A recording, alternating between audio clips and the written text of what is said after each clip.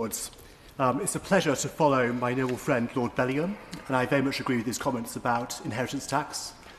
And might I also congratulate my noble friend Lord Rowborough for introducing this debate, and also use this opportunity to thank him for all the help and advice he gave me when I came into this place just over a year ago.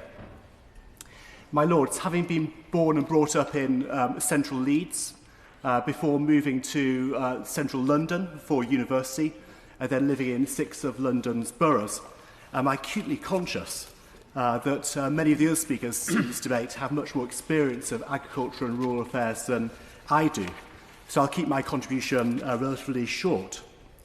The point I'd like to add, which I've yet to hear, is the importance of a vibrant rural economy in getting people from welfare into work.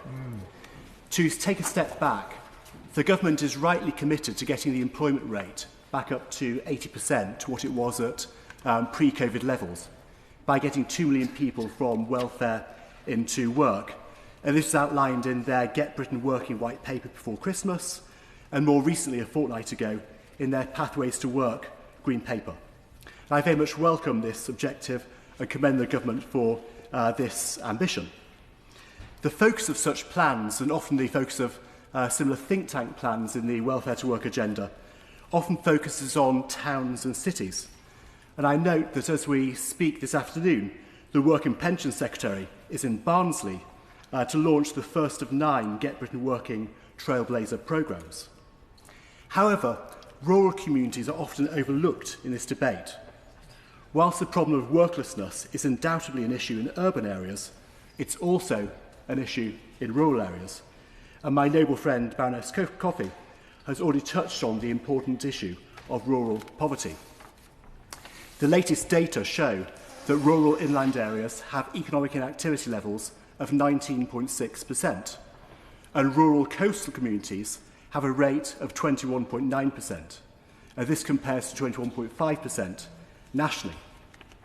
Given that rural areas often have fewer job opportunities than their urban counterparts, we must not forget rural communities in the welfare to work agenda. A recent piece of research by the Jobs Foundation, a charity which I am president of as declared in the register, called 2 Million Jobs, looked at the whole welfare to work agenda across the country and focused on 4 parts of the country: a city, Sheffield, a town, Loughborough, a coastal area, Hartlepool, and a rural area, Pembrokeshire.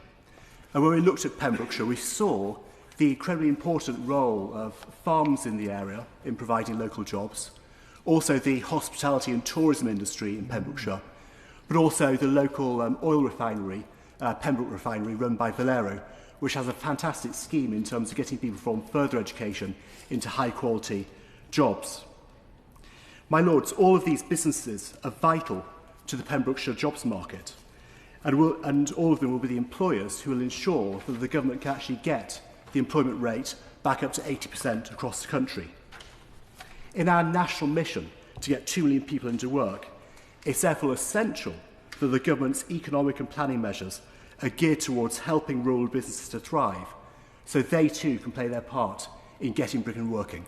Thank you.